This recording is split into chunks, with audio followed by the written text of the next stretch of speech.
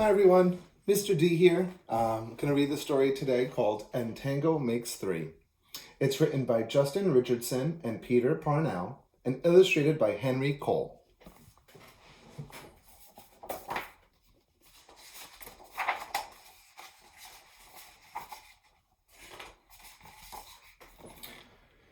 In the middle of New York City, there is a great big park called Central Park.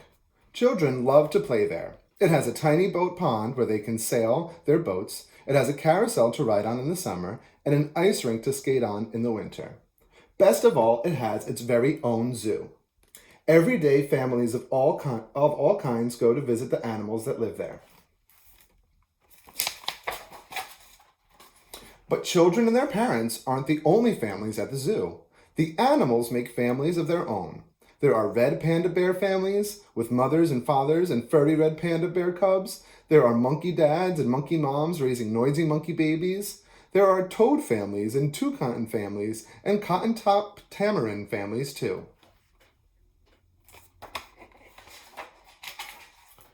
And in the penguin house, there are penguin families. Every year, at the same time, the girl penguins start noticing the boy penguins, and the boy penguins start noticing the girls. When the right girl and the right boy find each other, they become a couple. Two penguins in the penguin's house were a little bit different. One was named Roy, and the other was named Silo. Roy and Silo were both boys, but they did everything together. They bowed to each other, they walked together, they sang to each other, and they swam together. Everywhere Roy went, Silo went too. They didn't spend much time with the girl penguins, and the girl penguins didn't spend much time with them. Instead, Roy and Silo wound their necks around each other. Their keeper, Mr. Gramsay, noticed the two penguins and thought to himself, they must be in love. Roy and Silo watched how the other penguins made a home. So they built a nest of stones for themselves. Every night, Roy and Silo slept there together, just like the other penguin couples did. And every morning, Roy and Silo woke up together. But one day, Roy and Silo saw that the other couples could do something that they could not. The mama penguin would lay an egg. She and the papa penguin would take turns keeping the egg warm until finally it would hatch. Then there would be a baby penguin. See?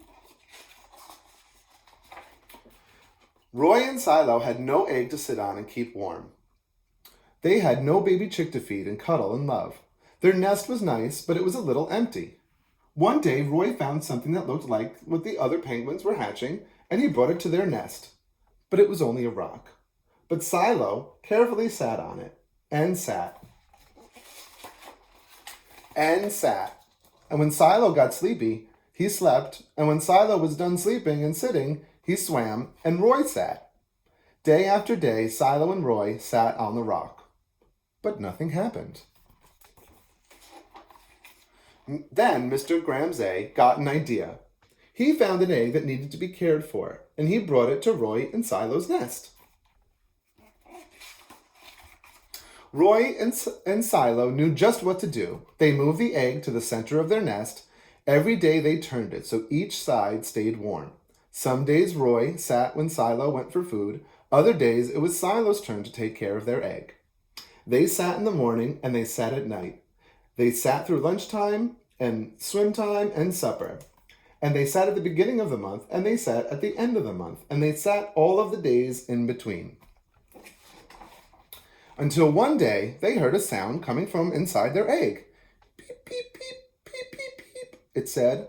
Roy and Silo called back. Squawk, squawk, beep, beep, beep, answered the egg.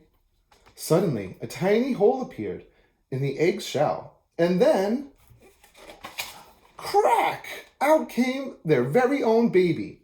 She had fuzzy white feathers and a funny black beak.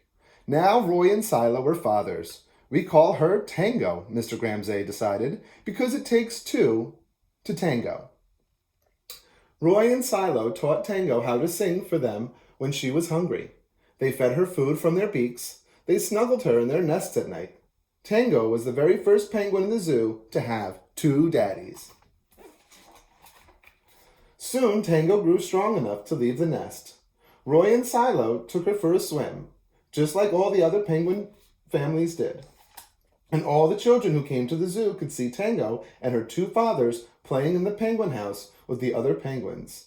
Hooray, Roy! Hooray, Silo! Welcome, Tango, they cheered.